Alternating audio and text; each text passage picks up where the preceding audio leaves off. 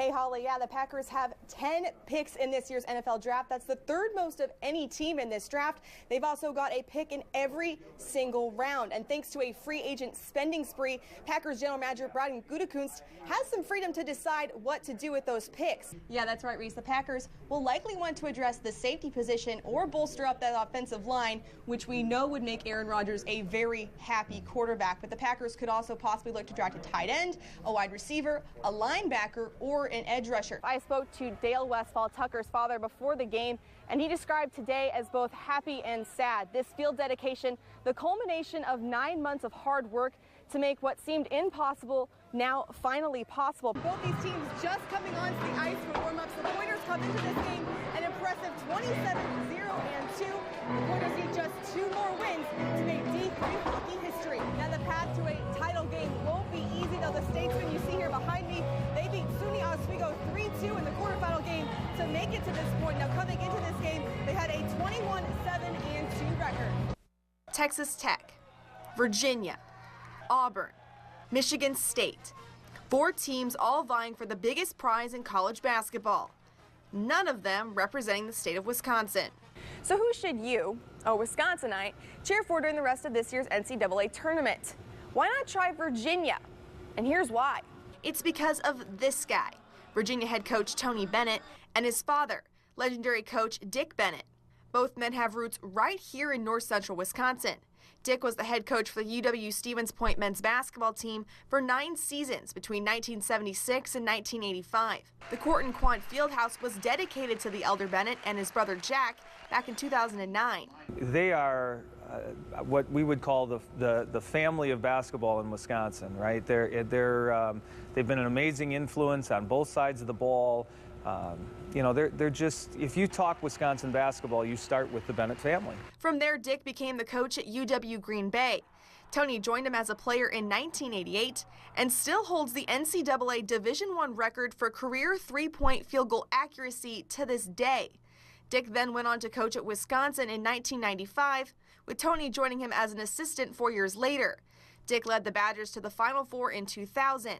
19 years later, his son has led the Cavaliers to their own Final Four appearance, making them just the second father-son duo in history to coach teams to the Final Four. And they asked him, is this one of the greatest feelings that you've ever had, getting to the Final Four? And he said this, he said, from a feeling state, euphoria, yes it is, but it doesn't compare with faith, with kids, family, grandkids. He said, because I know what truly matters, it enables me to enjoy what seems to matter like this. I've remembered that quote, and I've tried my best to live by it. Come on, how can you not like this guy? So if you're looking for a team to root for, why not give the Virginia Cavaliers a shot? Because, let's face it, your bracket's already busted anyway. Reporting in Wausau, Bailey Harbit, News Channel 7 Sports. For most of the day, the Lac du Flambeau multi-purpose building sits unoccupied, silent. But when 5 o'clock rolls around, fists start to fly. For a few hours a day, boxers both old and young come here to train. Some are just starting out, but others, like Jerome Tomes, have been at it for longer than they can remember. I was kind of the kid that got picked on a little bit, I guess. For a while, I was kind of smaller than everybody. I don't know, I kind of had some older brothers that I looked up to. Well, not older brothers, one was an uncle. But they were kind of my brothers, so I looked up to them, and I kind of got in the habit of wanting to do that kind of stuff. The Flambeau Indians boxing team has produced state Golden Glove winners and regional Golden Glove qualifiers. They frequently go toe-to-toe with nationally ranked boxers. Some, like 14-year-old Alex Brisk, are nationally ranked themselves. In January, Brisk competed in the National Silver Gloves Tournament in Kansas City. I got pretty nervous because there was people from all around the nation coming, and they were supposed to be the best, but I lost my first fight. But I still got ranked 6th in the nation. But the coaches and boxers here say there's more to it than winning bouts and belts. This is a positive place where the goal is becoming healthy.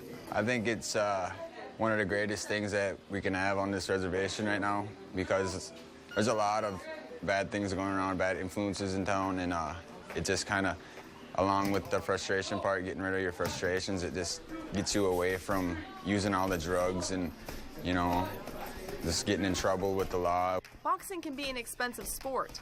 The coaches here often pay for team expenses out of pocket and through fundraisers. But it's all worth it to see their fighters compete and make the most of the opportunities that come their way long after the final bell. When I step in the ring, I go in there to win, obviously, but all that matters is I stepped in the ring.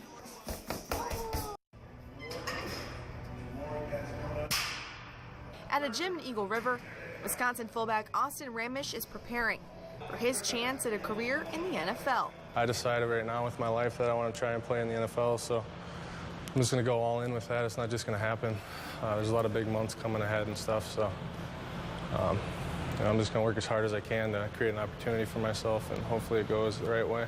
In just 9 days, the former News Channel 7 All-Star will play in the NFLPA Collegiate Bowl, his final game as a college athlete. Hopefully I use the fullback. If not, I'll try and get on the field. Maybe as like an H-back or tight end or something. Play a lot of special teams and just kind of try and stand out in practices and in the game. Wisconsin's season of success allowed Ramish to display talents he's had since his days at Northland Pines to a much wider audience. There's a lot of exposure that comes with playing on a team like Wisconsin, and I was just lucky enough to be on the field a lot of times this year. And practicing against the stellar Wisconsin defense has only made him better. I always say I get to practice against one of the best defenses in the country every day, so that helped a lot even before the season started. Even though he's got his eyes firmly fixed on the future, there are still things he says he'll miss about playing for the Cardinal and White. At fullback, number 20, Austin Ramish. Playing at Camp Randall, I'd say my best memory is the first time I ran out of the tunnel, with my family there, and that was a pretty emotional game. Even though I didn't play, I was redshirting, but I'll probably never forget that. But if Ramish has any say, he'll run out of a tunnel once again, but as a player in the NFL. Reporting in Eagle River, Bailey Harbit, News Channel 7 Sports. Bailey Harbit joins us now with the latest on Rogers' condition. Bailey? Dale head coach Mike McCarthy said in a news conference today that the team is still gathering information about Rogers' knee injury. He wouldn't say what the injury was and said no decision has been made about Rogers' status for this week. No, that's the thing. It was kind of shocking for a lot of people, but like you said, writing really on the wall on this one. Packers president and CEO Mark Murphy explained the decision to do so in his press conference today, saying he would have liked to have waited until after the season was over, but yesterday's performance was unacceptable and was the final nail in the coffin. Well, Heather, it was really that game on Sunday against the Arizona Cardinals. They were favorites in that game and ended up losing 20-17 to Arizona at Lambeau, something that they hadn't done all season. Mark Murphy, president and CEO of the Packers, called the team's performance unacceptable. How many high school kids can say, yeah, like, I have a sandwich named after me? Like, no big deal or anything. I mean, I don't even have a sandwich named after me.